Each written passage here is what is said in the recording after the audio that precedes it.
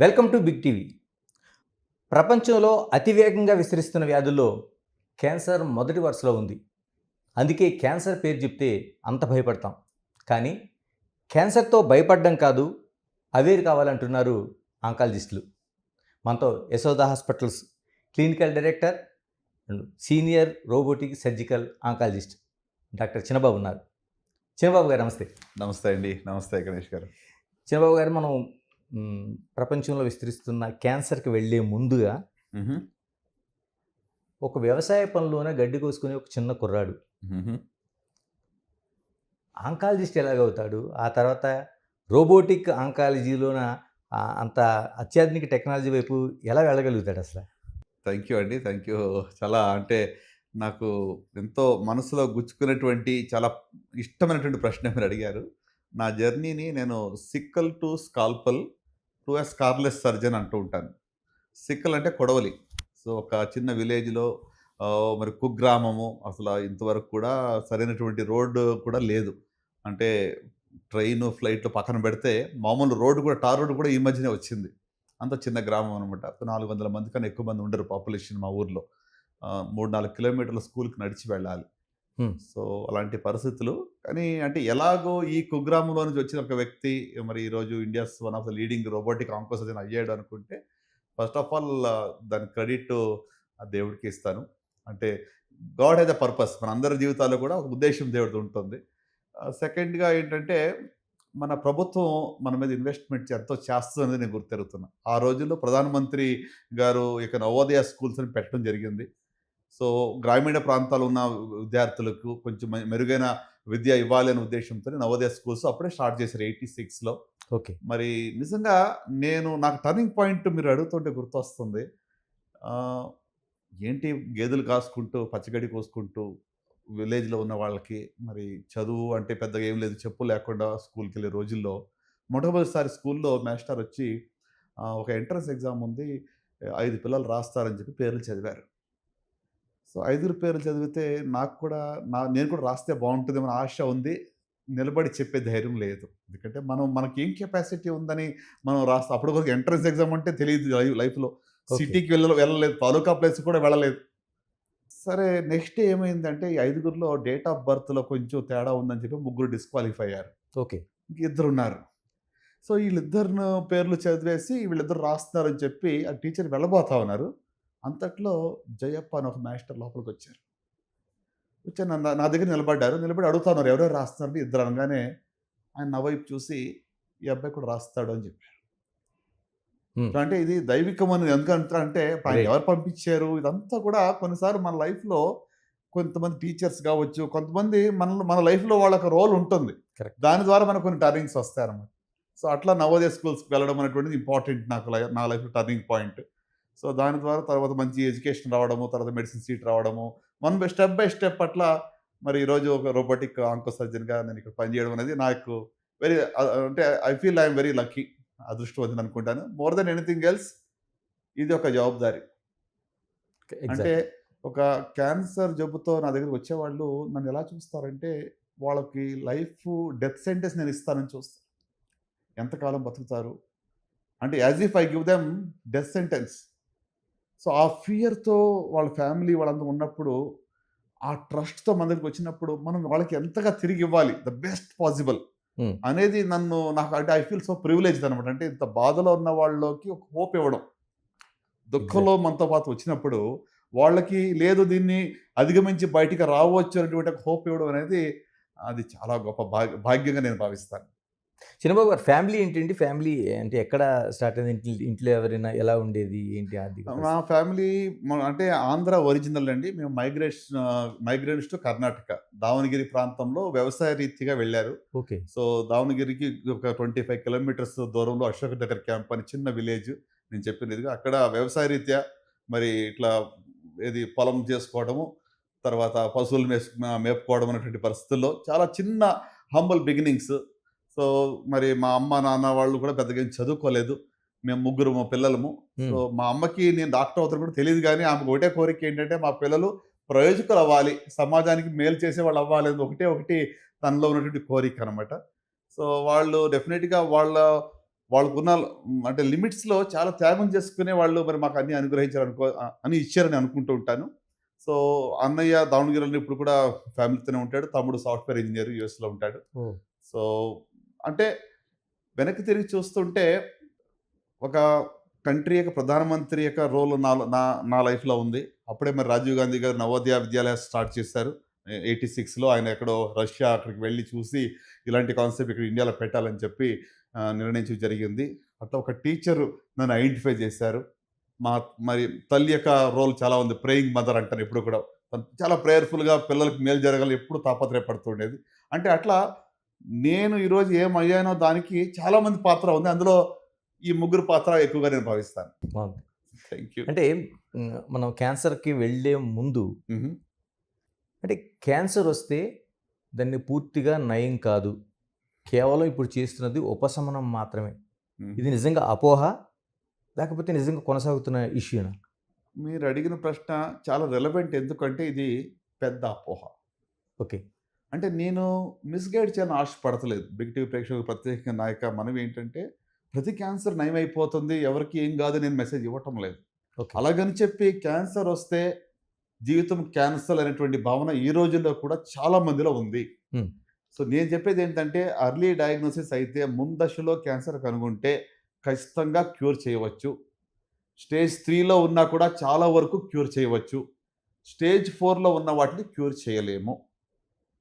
So ఏ స్టేజ్‌లో జబ్బు కనుగొంటాం అనేది రిజల్ట్‌కి ఆధారపడి ఉంటుంది తప్ప, మనం ప్రతి జబ్బు కూడా ఇంక అంతే అని చెప్పి రైట్ ఆఫ్ చేసేది అస్సలనే తప్పు. అలాగనుకుంటే ఇప్పుడు ఎన్ని వేల ఆపరేషన్స్ లాస్ట్ 20 ఇయర్స్‌లో చేసుంటాము. అందులో అందరూ బతుకున్నారు, అందరూ బాగున్నారంటే లేదు. ఓకే. అడ్వాన్స్ డిసీజ్ ఉన్న వాళ్ళు బాగోలేరు. ఎంతోమంది మరి చనిపోయారు. కానీ నయమైన వాళ్ళు, క్యూర్ అయిన వాళ్ళు ఎక్కువ శాతం ఉన్నారు. ఎర్లీ డయాగ్నోసిస్ ఉన్న వాళ్ళందరూ కూడా ఆల్మోస్ట్ 90% కన్నా ఎక్కువ ఎర్లీ డయాగ్నోస్ అయిన వాళ్ళు సర్వైవ్ అవుతా ఉన్నారు. ఓకే. నార్మల్ లైఫ్‌తో ఉన్నారు. సో, గనుక నేను ప్రేక్షకులకు నేను చెప్పేదేంటంటే క్యాన్సర్ అంటే జీవితం క్యాన్సర్ కాదు. క్యాన్సర్‌ని పూర్తిగా నయం చేయవచ్చు. చేస్తూ ఉన్నాం చాలా వాటిల్లో కూడా. 100% అని దేనికి లేదు. లైఫ్‌లో 100% గ్యారంటీ దేనికుందండి? దారిలో మనం వెళ్తుంటే ఎవరు గుద్దుతారో మనకు తెలీదు. అవును. అంత ఎందుకు నేను క్రికెట్ స్టేడియంకి వెళ్ళి ఏదో ఫ్యాన్ చూస్తామంటే పాపం వాళ్ళేమైనా ఊహించారా? అవును. అంటే అన్‌సర్టెనిటీస్ అవన్నీ ఉన్నాయి. అంటే ఆటికి కంపేర్ చేసుకుంటే డెఫినిట్‌గా క్యాన్సర్ అంటే భయం అనేది కొంచెం ఎక్కువ ఉంటుంది. No doubt. కానీ రిజల్ట్స్ అనేది స్టేజ్ మీద ఆధారపడి ఉంటుంది. అంటే ఏంటండి స్టేజెస్ ఏంటి? First stage, second stage, third ఏంటి ఎన్ని స్టేజెస్ ఉంటాయి? ఏంటి అసల దాన్ని ఎలా కాలిక్యులేట్ చేస్తున్నారు? దానికి వైద్యం సంబంధించి ఎలా ఉంటది? షూర్ అండి. అంటే క్యాన్సర్‌లో యూజువల్‌గా 4 స్టేజ్‌లుంటాయి. First, fourth stage. సో, ఈ స్టేజ్ ఎలాగా గుర్తుపెడతామంటే ట్యూమర్ సైజ్‌ని బట్టి టీఎన్ఎం స్టేజింగ్ అంటాం. Tumour, lymph nodes, node N for nodes, M అంటే మెటాస్టాసిస్. అంటే జబ్బు వేరే భాగాలకి పాకిందా లేదా అనేది చూసిన దాన్ని బట్టి స్టేజ్ అనేది డిసైడ్ అవుతుంది. ఓకే. సో, అంటే ఇప్పుడు ట్యూమర్ లెస్ దాన్ 2 సెంటీమీటర్స్ ఉందనుకోండి, హ్మ్. దానికి T1 అంటాము. అలాగే ఇప్పుడు ట్యూమర్ 2-5 సెంటీమీటర్స్ ఉంది. 2-5 సెంటీమీటర్స్ దానికి T2 స్టేజ్ అంటాము. హుహు. అలాగే 5 సెంటీమీటర్స్ కన్నా ఎక్కువ సైజులో ఉంటే T3 స్టేజ్ అంటాము. సో, అలాగే లింఫ్ నోడ్స్ ఏ లింఫ్ నోడ్స్‌కి లేదనుకోండి దాన్ని N0 అంటాము. కొన్ని లింఫ్ నోడ్స్‌కి వెళ్తే N1 అంటాం. ఎక్కువ లింఫ్ నోడ్స్‌కి వెళ్తే N2. సో, ఇట్లా T stage, N stage and M stage. M అంటే మెటాస్టాసిస్. మెటాస్టాసిస్ అంటే దూర ప్రాంతాల్లోకి జబ్బు పాకింది. For okay. ఎగ్జాంపుల్ లంగ్స్‌లోకి పాకింది. ఇప్పుడు నోట్లో క్యాన్సర్ ఉందనుకోండి, లంగ్స్‌లోకి పాకిందనుకోండి, లేకపోతే బోన్స్‌లోకి వెళ్ళింది, లేకపోతే లివర్‌లోకి వెళ్ళింది. దాన్ని డిస్టెంట్ మెటాస్టాసిస్ అంటాం. అంటే హుహు. దూరపు ఆర్గన్స్‌లోకి జబ్బు పాకింది.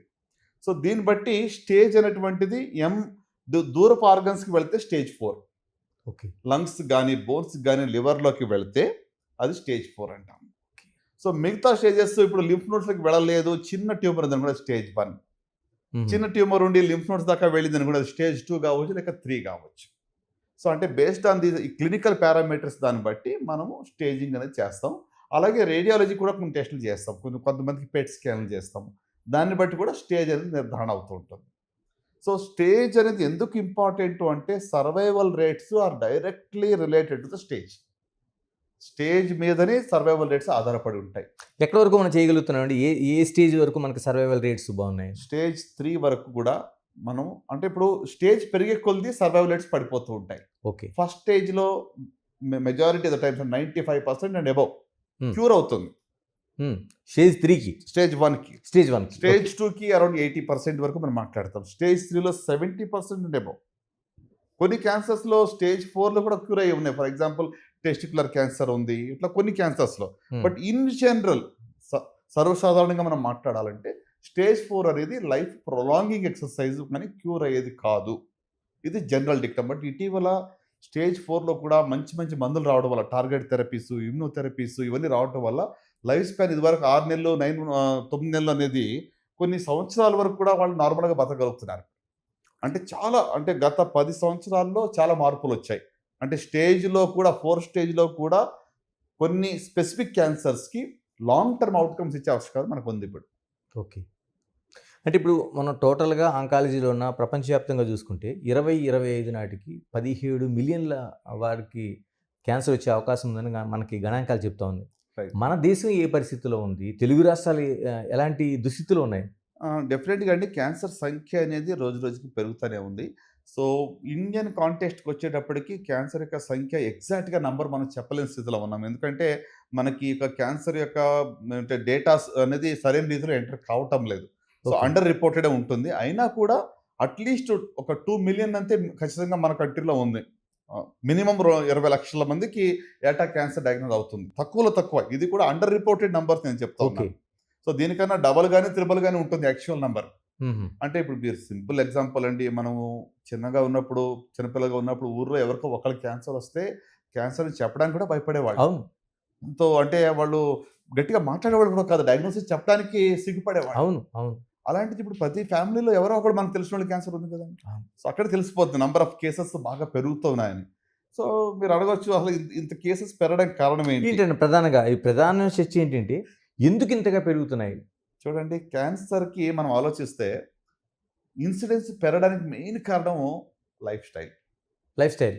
మన జీవన విధానం చాలా ప్రాముఖ్యమైన కారణం. మీరు అడగవచ్చు లైఫ్ స్టైల్లో ఏంటి అంత మార్పు వచ్చింది? చూడండి, మన అలవాట్లు మార్పు వచ్చినాయి, తినే తిండిలో మార్పు ఉంది, పీల్చే గాలిలో మార్పు ఉంది, త్రాగే నీళ్ళలో మార్పు. ఓ. అంత కలుషితమైనదే కదా ఈ రోజుల్లో అవును. అండి. పొల్యూటెడ్ వాటర్ కావచ్చు, పొల్యూటెడ్ ఫుడ్ అంటే పెస్టిసైడ్స్తో కూడిన ఫుడ్ కావచ్చు, ఈవెన్ మన లైఫ్ స్టైల్ చూడండి. అంటే ఆ అలవాట్ల గురించి చెప్పాను కదా, టొబాకో కన్సంప్షన్. 40% క్యాన్సర్లు టొబాకో వల్ల వస్తాయి. బా. 40% ఒక టొబాకోని ఎలిమినేట్ చేస్తే 40% క్యాన్సర్ మనం ఎలిమినేట్ చేయొచ్చండి. టొబాకో స్మోకింగ్ కావచ్చు, లేకుంటే టొబాకో చూయింగ్ కావచ్చు, రైట్? అది ఒకటి. అది కాకుండా ఆల్కహాల్ కన్సంప్షన్ ఇటీవల మీరు చూడండి, మన హైదరాబాద్లో మీరు చూడండి, అవును. గల్లీల్లో కూడా ఇప్పుడు నంబర్ ఆఫ్ పబ్స్ కానివ్వండి, లిక్కర్ కన్సంప్షన్ అనేది ఆ గవర్నమెంట్కి చాలా ఎక్కువ ఆదాయం ఇచ్చేటువంటి మెజారిటీ ఆదాయం ప్రభుత్వాలకి. అంతే కదా. ఆ. సో అంటే ఎంత సాడ్లీ మనం ఒకవైపున ప్రభుత్వం మంచి ఆరోగ్యం ప్రజలకు ఇవ్వాలనుకుంటున్నాం, కానీ మనం if you look at the life style చూస్తుంటే మరి టొబాకో, ఆల్కహాల్, ఇది కాకుండా సెడెంటరీ లైఫ్ స్టైల్. కోవిడ్ వచ్చిన తర్వాత కూడా కూర్చున్న చోట అన్నీ వచ్చేస్తున్నాయి. ఫిజికల్ యాక్టివిటీ లేదు, శారీరక వ్యాయామం లేదు, అన్నీ కూడా ద ఫింగర్ టిప్లో మనకు వస్తూ ఉన్నాయి. సో దీనివల్ల కూడా ఇక క్యాన్సర్ యొక్క సంఖ్య అనేది ఎక్కువగా అవుతూ ఉంటుంది. డాక్టర్ మీరు చెప్తుంది కీలకమైంది. Tobacco Yes. లేదంటే ఆల్కహాల్, ఈ రెండు తీసేస్తే ఎంత శాతం పడిపోద్దండి మినిమం 50 to 60% వరకు మనం నివారించవచ్చు రెండు తీసి. క్యాన్సర్? ఎస్, అన్ని రకాల క్యాన్సర్లకి. ఎస్. అండ్ మీకు ఒక సింపుల్ ఫార్ములా చెప్తాను, మీరు అడిగారు కాబట్టి ఇది right thought I should share. నేను దీన్ని 4-4-80 అనే ఒక ఫార్ములా ఉంది.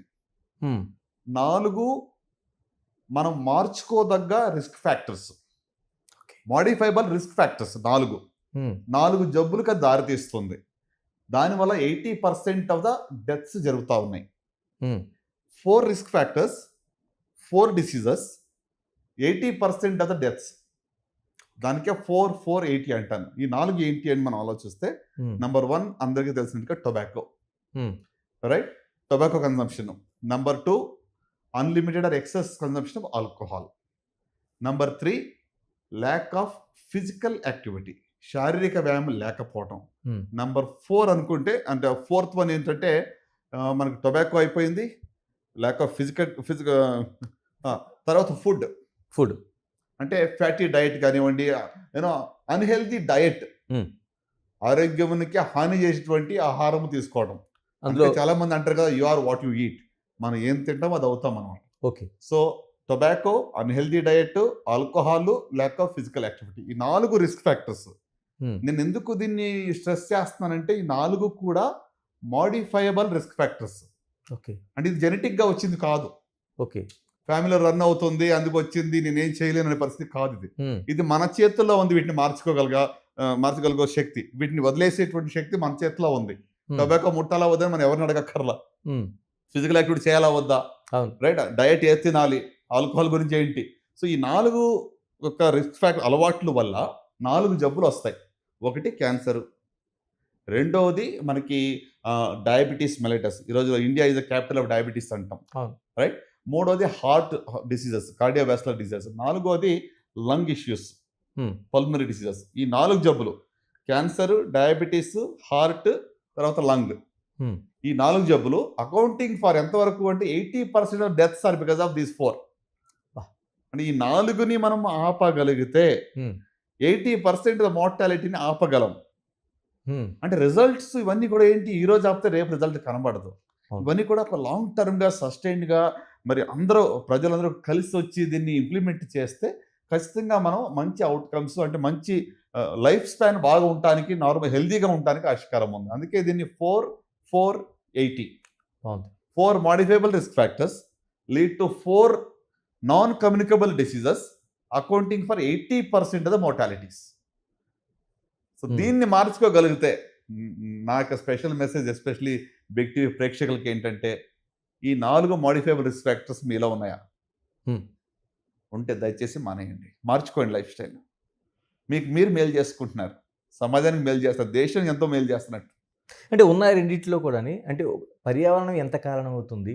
మన జన్యుపరంగా వచ్చేది ఎంత కారణమవుతుందండి?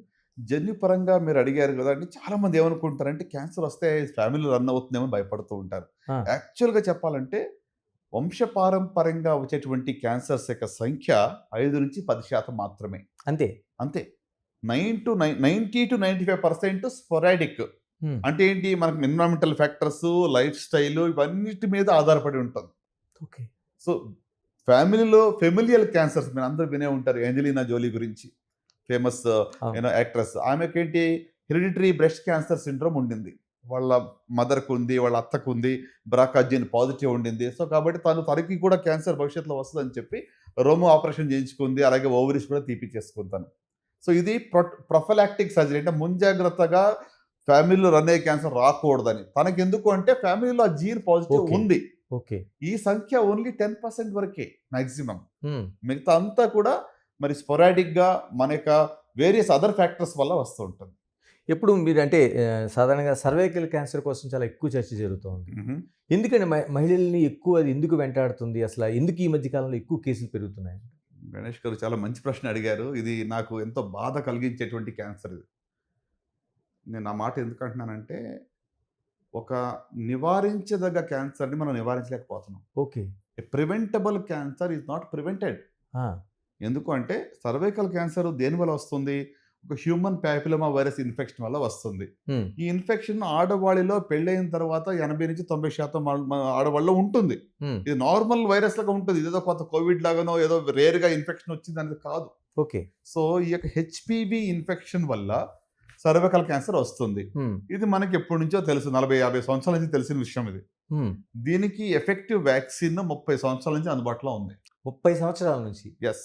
ఆ! 1995 నుంచి 2000 లోపల ఎన్నో, ఏదో ఒక చిన్న బ్యాడ్ ఇన్సిడెంట్ జరిగింది. 15 ఏళ్ల సంవత్సరాల క్రితం ఎవరికో ఒక వ్యాక్సిన్ తీసుకుంటే జ్వరం వచ్చింది.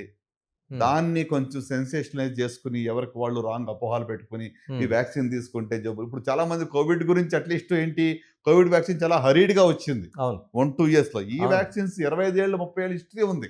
Okay. Long term follow up ఉంది. సేఫ్టీ గురించి డేటా ఉంది.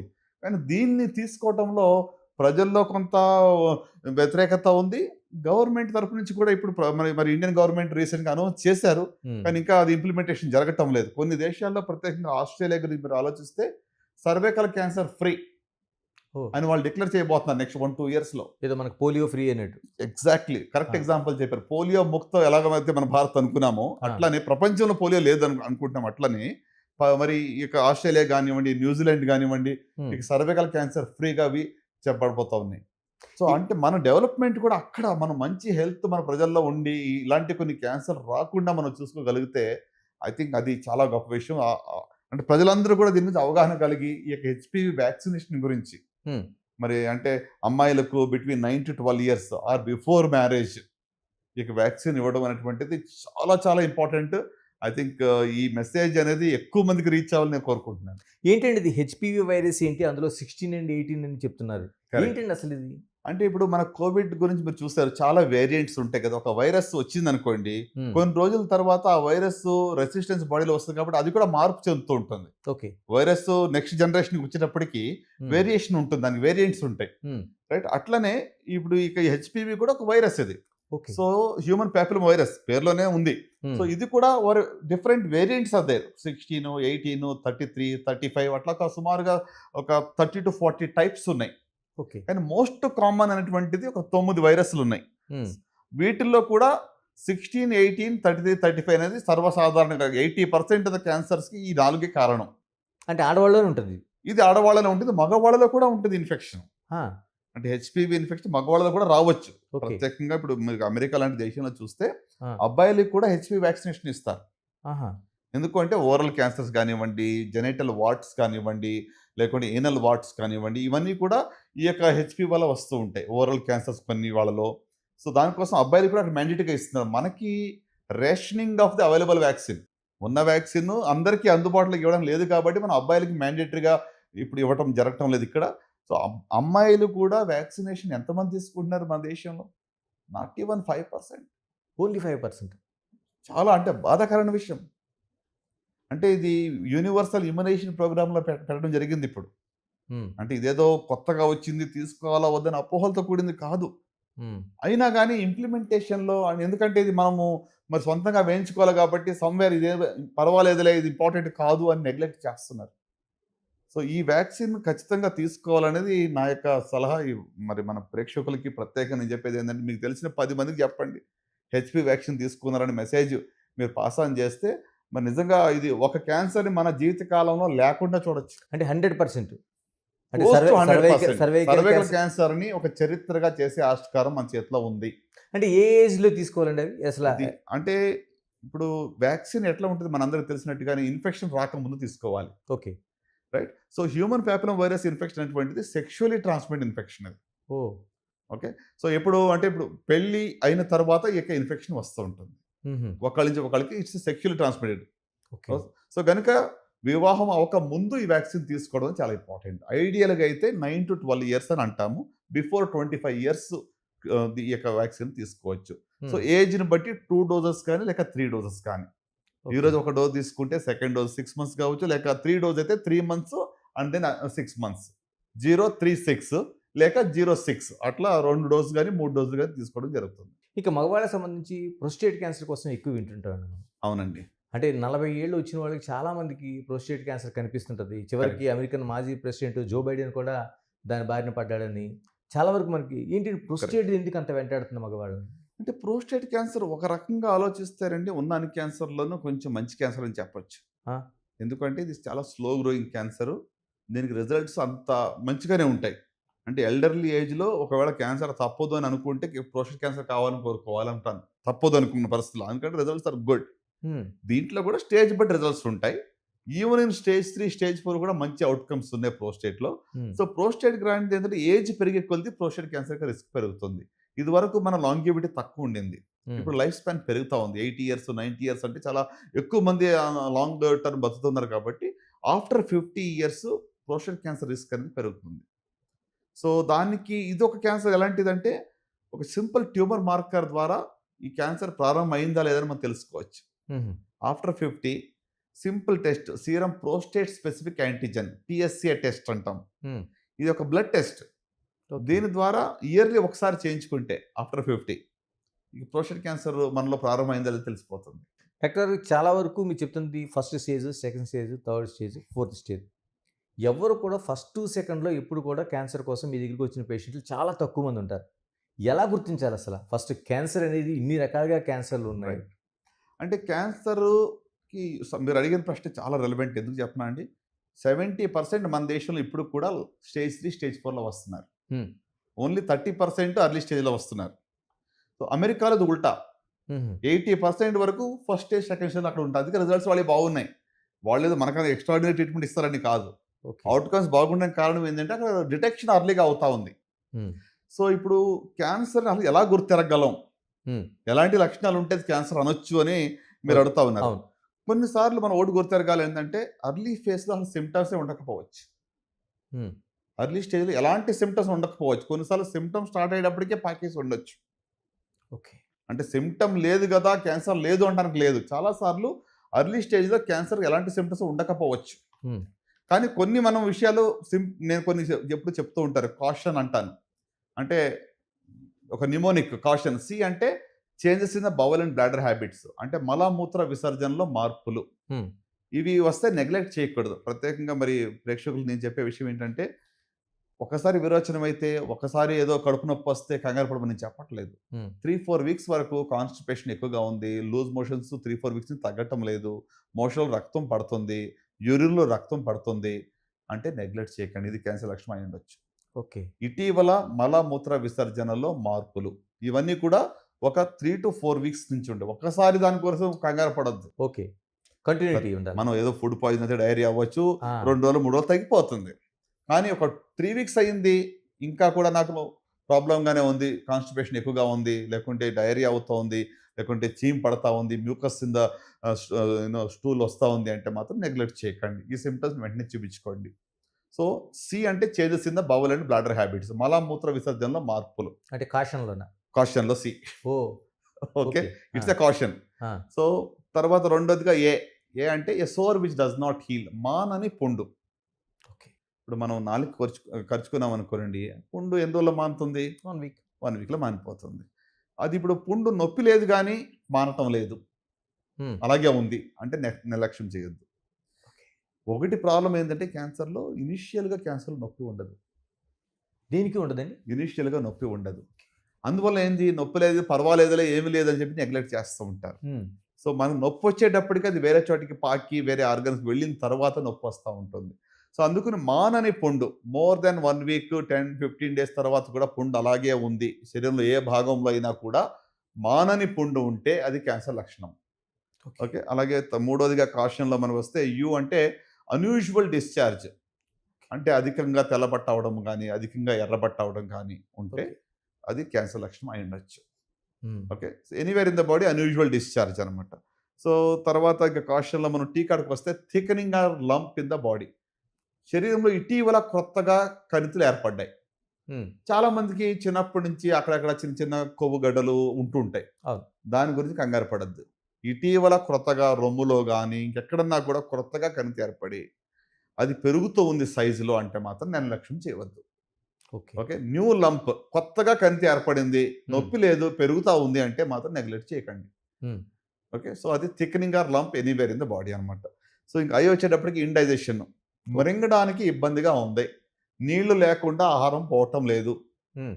పలచని పదార్థాలు నేను తినగలుగుతున్నాను గానీ, గట్టి పదార్థాలు రొట్టెలు గానీ, లేకుంటే హార్డ్ ఫుడ్ మాత్రం నాకు వెళ్ళటం సాలిడ్ ఫుడ్ నేను మింగలేకపోతున్నాను. నీళ్లు లేకపోతే నాకు గుట్టక లోపలికి వెళ్ళటం లేదు హ్మ్. అనుకుంటే, అది కూడా ఫుడ్ పైప్ క్యాన్సర్ యొక్క లక్షణం అయ్యుండొచ్చు. Indigestion or difficulty in swallowing. మింగడానికి ఇబ్బంది. అలాగే ఓ అంటే obvious change in the birth mole. పుట్టుమచ్చలు చాలా ఉంటాయి. అలాగే ఉంటాయి చాలా మందిలో. హ్మ్. కొంతమందిలో మాత్రమే ఆ పుట్టుమచ్చ సైజ్ పెరుగుతుంది, దురద వస్తుంది, లేకుంటే బ్లీడింగ్ అవుతూ ఉంటుంది. హుహు. అది క్యాన్సర్ యొక్క లక్షణం అయ్యుండొచ్చు. ఓకే. లాస్ట్‌కి చెప్పాలంటే ఎన్. ఎన్ అంటే నాగింగ్ కాఫ్. హ్మ్. అంటే ఒక రకంగా చెప్పాలంటే మానని దగ్గు. హ్మ్. ఈ రోజుల్లో దగ్గు కూడా కోవిడ్ వచ్చాక 3 వారాల దాకా కూడా ఉంటుంది. 4 వారాలు కూడా ఉంటుంది. అవును. కామన్ అయిపోయింది. అంతకన్నా ఎక్కువగా ఒకవేళ దగ్గు ఉంది. మానటం లేదు అనుకుంటే అది లంగ్ క్యాన్సర్ లక్షణం అయ్యుండొచ్చు. సో, కాషన్‌తో మనం కాషన్‌గా ఉండాలి. సరే మీరనొచ్చు, సరే ప్రతి ఆర్గాన్‌కి సింప్టమ్స్ ఇవన్నీ ఎలా గుర్తుపెట్టుకొని రోజు ఈ భయంతోనే మనం ఉండాలా? హ్మ్. అని కూడా కొంతమంది అడుగుతూ ఉంటారు. ఇవన్నీ అవును. ఇలా ఒక 100 క్యాన్సర్‌లు పైగా ఉన్నాయి. అవును. అన్నిటికి అవును. కూడా తెలుసుకొని ఇదేంటి, అదేంటి అని నేను ఒకటే సలహా చెప్తాను అందరికి ఏంటంటే, మీ శరీరం మీతో మాట్లాడుతుంది. Hmm. Your body is talking to you. Okay. Listen to it. మీకెక్కడో సంథింగ్ ఈస్ నాట్ గుడ్. ఏదో తేడా ఉంది. హ్మ్. ఓకే. అజీర్తిగానో లేకపోతే ఏదో ఇన్‌కన్వీనియన్స్ ఉంది. మీరు చెప్పలేకపోతున్నారు. ఓర్చుకుంటున్నారు. హ్మ్. ఓర్చుకోవద్దు. ఓకే. చెప్పండి. మీ బాడీ మీకు చెప్తున్న దాన్ని మీరు వినండి. హ్మ్. వెంటనే మీరు డాక్టర్‌ని సంప్రదించండి. వాళ్ళు అడిగి తెలుసుకుంటారు. దాన్ని బట్టి డయాగ్నోస్ చేస్తారు పర్వాలేదు. So, listen to your body. Me body మీతో చెప్తున్న మాట మీరు వినండి. డాక్టర్ గారు స్క్రీనింగు, థెరపీ, మందులు, తర్వాత సర్జరీలు ఇన్ని వచ్చినాయి కదా! ఎలాంటి మార్పులు వచ్చినాయండి వీటిలో మనకి వచ్చిన ఈ టెక్నాలజీ కావచ్చు, లేకపోతే మిగతా విషయాలు కావచ్చు? టెక్నాలజీలో క్యాన్సర్‌ని ముందస్తులో కనుగొనటానికి మంచి టెస్టులు అందుబాటులోకి వచ్చాయి. స్క్రీనింగ్ టెస్టులు గానివ్వండి, లైక్ మామోగ్రఫీ గానీ, పాప్ స్మియర్ గానీ, హెచ్‌పివి వైరస్ టెస్టింగ్ గానీ, ఎండోస్కోపిక్ గానీ, ఎర్లీ డయాగ్నోసిస్ వల్ల మాత్రమే కాకుండా ట్రీట్మెంట్‌లో కూడా ఇటీవల చాలా మార్పులొచ్చాయి. సింపుల్‌గా మీకు చెప్పాలంటే ఇదివరకు రేడియోథెరపీ అంటే జనం భయపడేవాళ్ళు. హ్మ్. కోబాల్ట్ రేడియోథెరపీ అని ఉండేదండి. హ్మ్. సో, అది బ్లైండ్‌గా ఆ ఏరియా అంతటిని కాల్చేస్తుంది. అక్కడున్న నార్మల్ టిష్యూస్‌ని, అబ్నార్మల్ టిష్యూ ఆ ఏరియా అంతా కాలుతుంది. హ్మ్. అందుకే కదా షాక్ ఇస్తారంటారు. అవును. నాట్ అవును. Actually shock. అవును. కొన్ని కిరణాలు వెళ్ళి కణాలను చంపుతాయి. కానీ ఆ అవును. కణాలు నార్మల్ కణాలు కూడా కిరణాలు వెళుతూ వల్ల డ్యామేజ్ ఎక్కువ అవుతా ఉంది. ఓకే. ఇప్పుడు ఆ కోబాల్ట్ నుంచి ఇప్పుడు మనం లీనియర్ యాక్సిలరేటర్స్ అని వచ్చాం. కొత్త రకమైన యంత్రాలు రేడియోథెరపీ కోసం. సో, ఆ లీనియర్ యాక్సిలరేటర్‌లో కూడా ఇప్పుడు మనం కొత్తగా ఇప్పుడు ఎంఆర్ లినాక్ అని అంటే ఎంఆర్ఐ గైడెన్స్ ద్వారా క్యాన్సర్ ఎక్కడుందో అక్కడ మాత్రమే రేడియేషన్ ఇస్తున్నాం. Pin point. Targeted radiotherapy, precision radiotherapy. అంటే జబ్బు ఉన్న చోట మాత్రమే రేడియేషన్ వెళ్ళి టార్గెట్ చేస్తుంది. హుహు. నార్మల్ ఏరియాస్‌ని అది స్పేర్ చేస్తుంది. ఓకే. సో, ఇలాంటి అత్యాధునిక టెక్నాలజీ వల్ల ఏంటంటే సైడ్ ఎఫెక్ట్స్ తక్కువ ఉంటున్నాయి. ఇప్పుడు for example rectal cancer radiation ఇవ్వాలి అంటే ఎదురుగుండా యూరినరీ బ్లాడర్ ఉంది. హ్మ్. తర్వాత మరి నార్మల్ కోలాన్ ఉంటుంది. ఈ రెండిటిని స్పేర్ చేసుకుంటూ ఆ ట్యూమర్‌కి కరెక్ట్ అయిన డోస్ ఇవ్వడం అనేటువంటిది ఇప్పుడు సాధ్యమవుతుంది. సో, దానివల్ల సైడ్ ఎఫెక్ట్స్ చాలా తగ్గుతున్నాయి. అలాగే ఇప్పుడు మనం సర్జరీ గురించి మనం ఆలోచిస్తే మరి మార్పులు ఎలాంటివి వచ్చాయని మీరు అడిగినందుకు నేను చెప్తా ఉన్నా. ఇదివరకు ఓపెన్ సర్జరీ చేసేవాళ్ళం. హ్మ్. పెద్ద సర్జన్ అంటే పెద్ద కోత. హ్మ్. హ్మ్. పైనుంచి కింద దాకా ఓపెన్ చేసి పెద్ద ఆపరేషన్ చేస్తున్నాడంటే ఓహో! ఈయన పెద్ద డాక్టర్ అనేవాళ్ళు. హ్మ్. ఇప్పుడు మనం ఎలా షిఫ్ట్ అవుతున్నామంటే స్మాల్ ఇన్సిషన్ బిగ్ సర్జన్ ఇప్పుడు. Hmm. Keyhole. Key hole surgery చేసి సేమ్ అవుట్‌కమ్స్ ఇవ్వగలుగుతా ఉన్నాం. సో, హ్మ్. ఓపెన్ సర్జరీ నుంచి ఇప్పుడు లాప్రోస్కోపీకెళ్ళాం. అవును. లాప్రోస్కోపీ నుంచి ఇప్పుడు రోబోటిక్ వచ్చాం. హ్మ్. సో, అంటే ఎంత సిస్టమాటిక్‌గా పేషెంట్ యొక్క అవుట్‌కమ్స్ పెరుగుతున్నాయంటే, ఈ రోజుల్లో ఇప్పుడు గర్భసంచి తీస్తే సేమ్ డే డిశ్చార్జ్ చేస్తున్నాం. హ్మ్. Even for cancer. హ్మ్. రొటీన్ హిస్టెక్టమీ గురించి నేను మాట్లాడట్లేదు. హ్మ్. సో, అంటే డే కేర్ సర్జరీస్ చేసే స్టేజ్‌కొచ్చాం ఇప్పుడు. హ్మ్. తక్కువ కోతతో, తక్కువ నొప్పి, తక్కువ బ్లడ్ లాసు. సో, అంటే పేషెంట్‌కు సఫరింగ్ చాలా తక్కువ చేసి, బెస్ట్ అవుట్‌కమ్స్ ఇచ్చే టెక్నాలజీ మనకు అందుబాటులోకి వచ్చాయి. ఇప్పుడు అలాగే మెడికల్ ఆంకాలజీలో మనం ఆలోచిస్తే ఇదివరకు కీమోథెరపీ అంటే అందరికీ ఒకే రకమైన కీమోథెరపీ ఇచ్చేవాళ్ళు. హ్మ్. ఇప్పుడు పర్సనలైజ్డ్ మెడిసిన్, హుహు. ప్రెసిషన్ మెడిసిన్ అంటాం. అంటే మీ జబ్బు ఈ వ్యక్తిలో ఎలాంటి తేడాలు ఉన్నాయో వాళ్ళకి స్పెసిఫిక్‌గా ఉన్నటువంటి ఒక ఏదైతే టార్గెటెడ్ థెరపీస్ ఉన్నాయో అది ఇవ్వడం జరుగుతా ఉంది. అంటే బ్లాంకెట్‌గా అన్ని లంగ్ క్యాన్సర్‌లకి ఒకే కీమో కాదు ఇప్పుడు. లంగ్ క్యాన్సర్ స్టేజ్ 1లో కూడా ఎన్ని రకాలున్నాయి? దాంట్లో ఏ మ్యుటేషన్ ఉంది జెనెటిక్ మ్యుటేషన్ దానికి తగ్గట్టుగా స్పెసిఫిక్‌గా టార్గెట్ థెరపీ ఇవ్వడం జరుగుతా ఉంది. దీనివల్ల ఏమవుతుంది సైడ్ ఎఫెక్ట్స్ చాలా తక్కువ ఉంటున్నాయి. కీమో అనగానే ఫస్ట్ భయం ఏంటి? జుట్టు ఊడిపోతుంది. హ్మ్. నోట్లో పుండ్లు అవును. అవుతాయని చెప్పి ఎంత భయం కదా! అవును. ఇప్పుడు కొత్త మందుల వల్ల ఇమ్యునోథెరపీ గానివ్వండి, టార్గెట్ థెరపీస్, ఓరల్ టాబ్లెట్స్ చాలామంది లంగ్ క్యాన్సర్ స్టేజ్ 4లో ఒక సింపుల్ టాబ్లెట్ వల్ల హ్మ్. 8 ఏళ్ళు, 7 ఏళ్ళు హ్యాపీగా బతుకుతా ఉన్నారు. ఓకే. అంటే చాలా మార్పులొచ్చాయి. సో, అంటే క్యాన్సర్ గురించి పబ్లిక్‌లో ఇదివరకు ఉన్నటువంటి ఒక నెగెటివ్ ఇమేజ్ అనేది ఇప్పుడు క్యాన్సర్ మనం ఒక దీర్ఘకాల వ్యాధిగా మారుస్తా ఉన్నాం. Just like any other non communicable diseases. Okay. మందుల ద్వారా దీన్ని ఒక అదర్ ఎన్‌సీడీలాగా చేస్తున్నాం. సో, గనుక మార్పులు అంటే సర్జరీలో గానివ్వండి, మెడికల్‌లో గానివ్వండి, రేడియేషన్‌లో గాని, డయాగ్నోసిస్‌లో గాని చాలా అడ్వాన్సెస్ జరిగాయి. దానివల్ల మనం ఎక్కువ లైఫ్ సేవ్ చేయగలుగుతున్నాం. అంటే రోబోటిక్ కోసం చాలా వరకు ఈ మధ్య కాలంలో వింటున్నాం. రోబోటిక్ సర్జన్‌లో దేశవ్యాప్తంగా ఉన్న కొద్ది మందిలో మీరొకరు. యెస్ అండి. ఏంటండి రోబోటిక్‌కి, మామూలు సర్జరీకి మధ్య ఏంటి ఆ డిఫరెన్స్ ఏంటసల? చాలా మంచి ప్రశ్న అండి. 2012లో నేను ఫస్ట్ టైము మరి ఇక రోబోటిక్ టెక్నాలజీ గురించి యూఎస్ వెళ్ళడం జరిగింది. తర్వాత ఫ్రాన్స్ కూడా వెళ్ళాను ట్రైనింగ్ కోసం. సో, ఆ రోజుల్లో రోబోటిక్ అంటే ఏదో ఒక ఫ్యాన్సీ ఇది ఒక ఏదో హాస్పిటల్స్ మార్కెటింగ్ కోసమో, లేకుంటే వాళ్ళ విజిబిలిటీ కోసమో ఇది చెప్తున్నారు గానీ, మన కంట్రీలో ఇవన్నీ పనికిరావు. హ్మ్. మనం ఇదంతా లాప్రోస్కోపీ సరిపోతుంది. లేదంటే ఓపెన్ చేసుకోవచ్చు అని కూడా చాలామంది మాట్లాడేవాళ్ళు. ఇంకా ఈ మెడికల్ డాక్టర్స్ కూడా చాలామంది అట్లనే మాట్లాడేవాళ్ళు. హ్మ్. కానీ నేను ఒకటి నమ్మాను. అంటే టెక్నాలజీ అనేది ఎప్పుడు కూడా మనం రెస్పాన్సిబుల్‌గా వాడితే దానివల్ల మేలు జరుగుతుంది. హ్మ్. సో, గనుక ఇప్పుడు మనం చూస్తే రోబోటిక్ సర్జరీ ఈ రోజున యాస్ వి స్పీక్ ఇప్పుడు నేను 13, 14 ఇయర్స్ నుంచి రోబోటిక్ సర్జరీ చేస్తున్నాను. హ్మ్. ఈ రోజున రోబోటిక్ సర్జరీని ఎవరు కూడా ఇది ఫ్యాన్సీ అనటానికి లేదు. ఓకే. గ్లోబల్‌గా ఎంత డేటా అంటే ఎంత యాక్సెప్టెడ్ అంటే ఇది గోల్డ్ స్టాండర్డ్ అయిపోయింది ఇప్పుడు. హ్మ్. అంటే ఎందుకు అంటే లాప్రోస్కోపీలో అది కూడా కీ హోల్ సర్జరీయే. హ్మ్. టీవీని చూసుకొని ఆపరేట్ చేస్తాం లాప్రోస్కోపీలో. అవును. అదే రోబోటిక్‌లో ఏంటంటే, మనకి ఒక సర్జన్ కన్సోల్ అని ఉంటుంది. హ్మ్. పేషెంట్ దగ్గర ఒక కార్ట్ ఉంటుంది. రోబోటిక్ ఆర్మ్స్ ఉంటాయి. రోబోకి 4 చేతులుంటాయి. హ్మ్. సో, రోబో తనంతట తానే ఆపరేషన్ చేయదు. హ్మ్. సర్జన్ ఏ మూవ్‌మెంట్ చేస్తారో అదే మూవ్‌మెంట్స్ రోబో మూవ్‌మెంట్స్‌గా అవుతుంది. ఓకే. సో, గనుక ఇప్పుడేంటంటే రోబోట్‌లో అడ్వాంటేజ్ ఎందుకు రోబోటిక్ అనేది కొంచెం ముందుకి ఎంత యాక్సెప్ట్ అయిందంటే, తక్కువ కోత ఒకటైతే, రెండోదిగా హ్మ్. 3 విజన్ ఉంటుంది రోబోటిక్ సర్జరీలో. హ్మ్. 3 విజన్‌తో ఆపరేట్ చేయడం అనేది మనం కడుపులో తలపెట్టి ఆపరేషన్ చేసి ఓపెన్ చేసినట్టే ఉంటుంది ఫీలింగ్. హ్మ్. 3 విజన్ తర్వాత 10 టైమ్స్ మాగ్నిఫికేషన్. హ్మ్. 10 రెట్లు పెద్దగా కనబడుతుంది. ఒక రెడ్ బ్లడ్ సెల్ కూడా చూడొచ్చంటాను నేను. ఓకే. అంత మాగ్నిఫైడ్ వ్యూ. అలాగే ఇన్‌స్ట్రుమెంట్స్ కూడా చాలా ఫైన్ మూవ్‌మెంట్స్ అవుతాయి. మన ఫింగర్స్ ఎలాగ మూవ్ అవుతాయో అంతకన్నా బెటర్‌గా రోబోటిక్ ఆర్మ్స్‌ని మనం మూవ్ చేయొచ్చు. ఓకే. సో, లాప్రోస్కోపీలో ఇన్‌స్ట్రుమెంట్స్ చాలా స్ట్రెయిట్ అండ్ రిజిడ్ ఉంటాయి. వాటి టిప్స్‌ని ఎలా పడితే అలా మనం తిప్పలేము. హ్మ్. అదే రోబోటిక్ ఇన్‌స్ట్రుమెంట్స్ అయితే ఫైన్ మూవ్‌మెంట్ ఉంటుంది. హుహు. అంటే ప్రిసిషన్ సర్జరీ.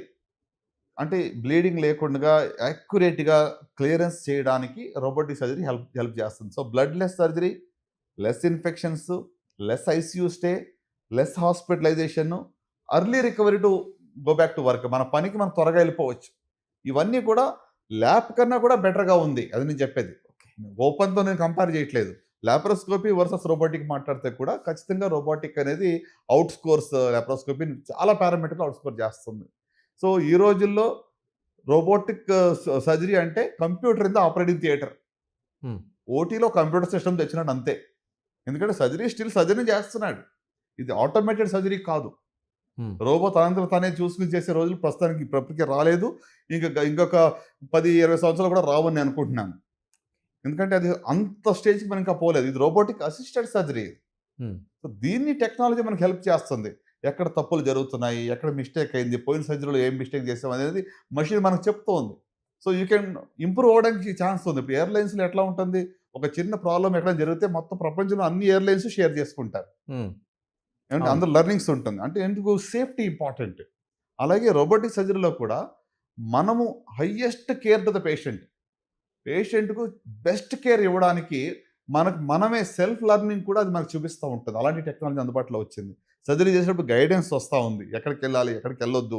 ఏ హ్మ్. ఆర్గన్స్ దగ్గరలో ఉన్నారని కూడా అది ఆటోగా గైడ్ చేస్తూ ఉంటుంది. ఓకే.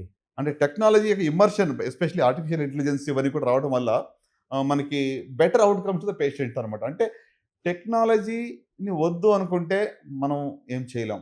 టెక్నాలజీని రెస్పాన్సిబుల్‌గా వాడుకోవడం చాలా ఇంపార్టెంట్ నేను బిలీవ్ చేస్తాను.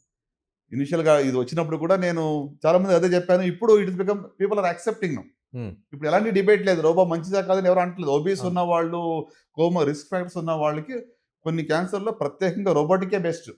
ఓకే. ఇప్పుడు ఎండోమెట్రియల్ క్యాన్సర్, యూట్రైన్ క్యాన్సర్ ఉందనుకోండి. వాళ్ళు హ్మ్. చాలా మంది ఆడవాళ్ళలో ఒబీస్ ఉన్న వాళ్ళలో ఈ క్యాన్సర్ వస్తుంది. హ్మ్. సో, వాళ్ళకి మనం ఓపెన్ చేస్తే అలా వూండ్ ఎప్పుడు హీల్ కావాలి? హ్మ్. ఓకే. ఓకే. ఊబకాయం హ్మ్. ఉన్న వాళ్ళలో హ్మ్. చాలా కష్టం. సో, హ్మ్. అలాంటి వాళ్ళలో ఈ కీహోల్ సర్జరీ చేయడం వల్ల హ్మ్. వాళ్ళు నెక్స్ట్ డే ఇంటికెళ్ళిపోతున్నారు. ఓకే. సో, ల్యాప్ కన్నా కూడా రోబోటిక్ అనేది ఇలాంటి కేసులో చాలా అడ్వాంటేజ్ అనమాట. సో, ఓవరాల్ ఐ థింక్ ఏది బెటర్ అనే డిబేట్ అనేది ఇప్పుడు లేదు. హ్మ్. రోబోటిక్స్ అనేది గోల్డ్ స్టాండర్డ్ అనేది ప్రపంచవ్యాప్తంగా అయిపోయింది. ఇప్పుడు ఇండియన్ మేడ్ రోబో కూడా అందుబాటులో ఉంది. సుమారుగా 4, 5 రోబో సిస్టమ్స్ అందుబాటులో ఉన్నాయి. ఇనిషియల్‌గా ఎందుకు దీన్ని నెగెటివ్ అంటే కాస్ట్ కొంచెం ఎక్కువ. ఒక ఓకే. 2,00,000 ఎక్స్‌ట్రా అవుతుంది ఓకే. పేషెంట్ ఓవరాల్ కాస్ట్‌లో. Hmm. So, but if you look overall hospitalisation, infections, వేరే బెనిఫిట్స్, ఎర్లీ రికవరీ అవన్నీ చూసుకుంటే 2,00,000 దాని ముందు అది సరిపోదు. ఓకే. మనం రైట్ ఆఫ్ చేసుకోవచ్చు దాని హ్మ్. ముందు. అంటే అందరికీ రోబో చేయాలని నేను చెప్పట్లేదు. సెలెక్టెడ్ కేసెస్‌కి లాప్రోస్కోపీ కూడా ఉంటుంది. సెలెక్టెడ్ కేస్‌కి రోబోటిక్ ఉంటుంది. అయినంత వరకు ఓపెన్ సర్జరీ మనం ఎలిమినేట్ చేయవచ్చు. తగ్గించవచ్చు. సో, దాన్ని బట్టి పేషెంట్ యొక్క రికవరీ ఫాస్ట్‌గా ఉంటుంది. అంటే ఆంకాలజీ మీరు చెప్తున్న దాని ప్రకారం చాలా డెవలప్‌మెంట్స్ కనిపిస్తున్నాయి. అవును. అయినా సరే చాలామంది ఇంకా ఇతర దేశాలకెళ్ళే ప్రయత్నం చేస్తున్నారు. అంటే మనకంటే ఏదైనా టెక్నాలజీ అడ్వాన్స్‌లో ఉందా? లేకపోతే ఎందుకని అటువైపు ప్రయాణం జరుగుతుంది? లేదండి. ప్రాచీన దేశాలు ఎస్పెషల్లీ వెస్టర్న్ కంట్రీస్‌లో మనకన్నా బెటర్ ట్రీట్మెంట్ ఉందని నేను ఒప్పుకోను. హుహు. స్కిల్ వైస్ మన దగ్గర ఉన్నంత స్కిల్ వెస్టర్న్ కంట్రీస్‌లో లేదు. ఎందుకంటే నేను అమెరికా గానివ్వండి, లేకుంటే ఇంగ్లాండ్ గానివ్వండి, ఫ్రాన్స్ గానివ్వండి, అన్ని సుమారుగా 8 కంట్రీస్‌లో నేను ట్రైనింగ్ తీసుకున్నాను. అక్కడున్న ప్రాక్టీస్ నేను చూసాను. స్కిల్ వైస్ మనకన్నా వాళ్ళు ఎక్స్ట్రార్డినరీ ఏం కాదు. హ్మ్. కానీ ఒకటి వాళ్ళ దగ్గర ప్రాసెసెస్ బాగున్నాయి.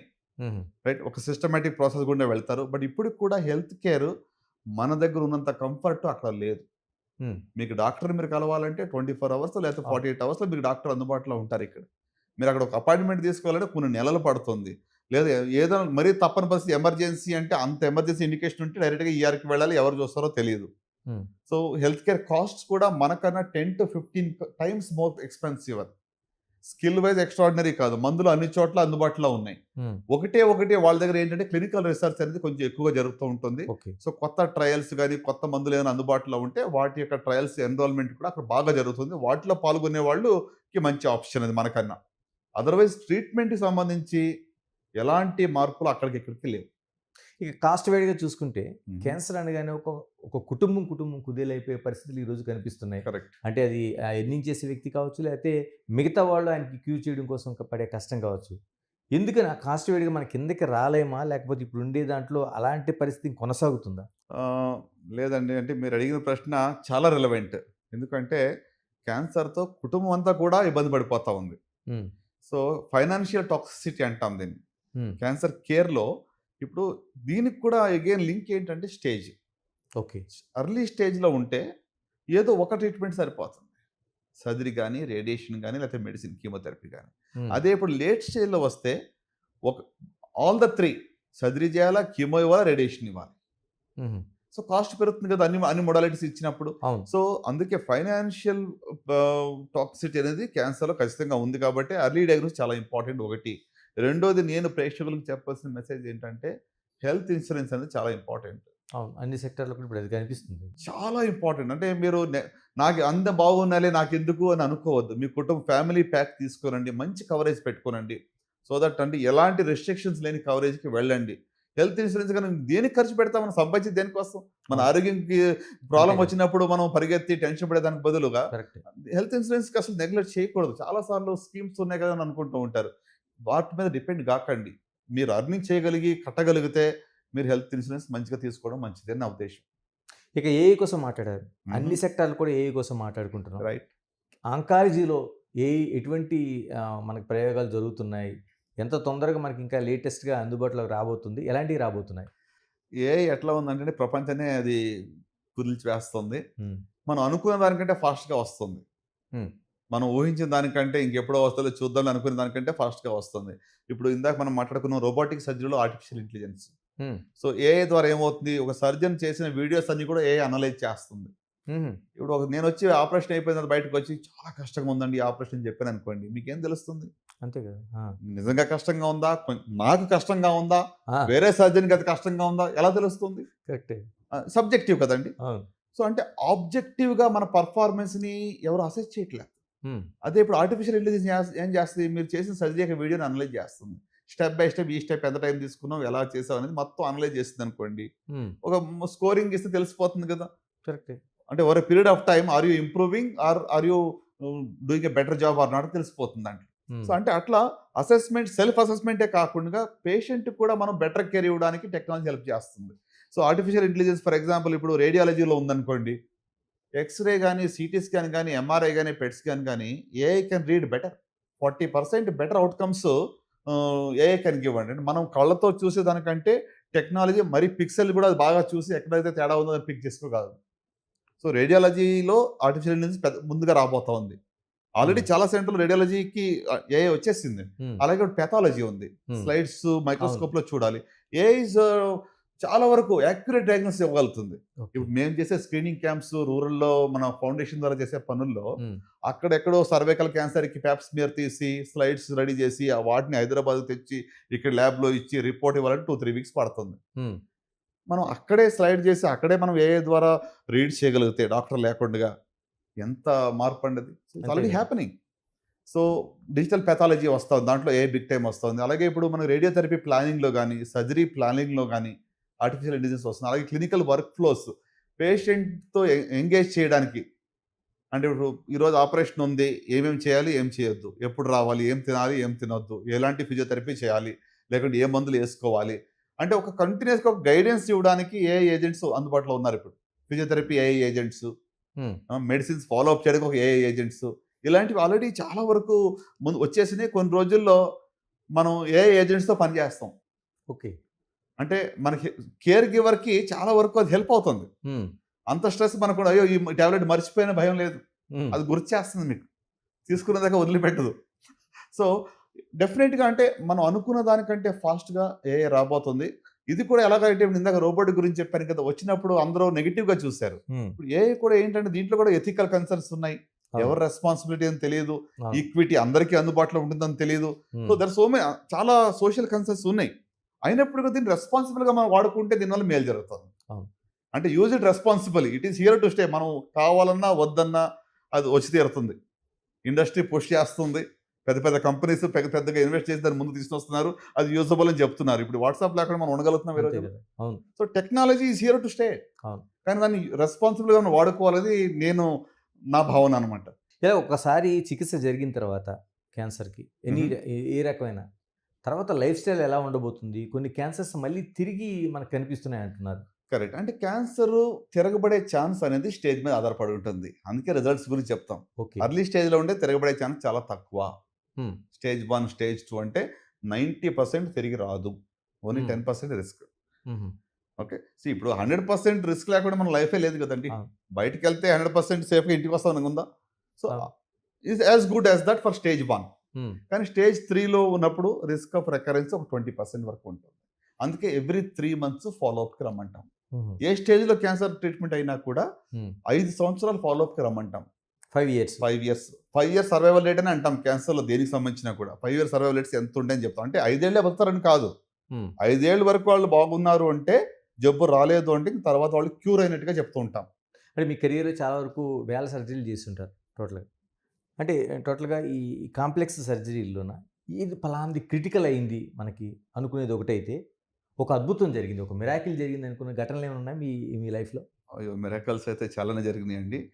అనుకున్న దానికంటే విభిన్నంగా చేయవలసొచ్చిందనేది మాత్రం నాకు ఇప్పటికి గుర్తు. ఒక డాక్టర్‌కు రోబోటిక్ సర్జరీ చేస్తున్నాను రెక్టల్ క్యాన్సర్ సంబంధించి. హ్మ్. సో, డాక్టర్‌కి. డాక్టర్ గాని ఫిజిషియన్ హైదరాబాద్‌లోనే. సో, రేడియేషన్, కీమో అయిన తర్వాత ఇక రెక్టల్ క్యాన్సర్ సర్జరీ చేయాలి. అది పర్మనెంట్ బ్యాగ్ పెట్టకుండా లోపలనే అతికేటువంటి ఆపరేషన్ ఇది. హ్మ్. అంటే పర్మనెంట్ కొలాస్టమీ వద్దు. చాలా కిందకు ఉంది జబ్బు. సో, పర్మనెంట్ కొలాస్టమీ పెట్టకుండానే రోబోటిక్ సర్జరీ ద్వారా దీన్ని ట్రీట్మెంట్ చేయాలి. సో, ట్రీట్మెంట్ ఇనిషియల్ పార్ట్ అంతా బాగా అయిపోయింది. ఒక 2, 3 అవర్స్‌లో చాలా వరకు కంప్లీట్ చేసేసాం. ఇంకా రోబోటిక్ ఆర్మ్‌తో ఏం చేయాలంటే ఒక స్టేప్లర్ ఫైర్ చేయాలి.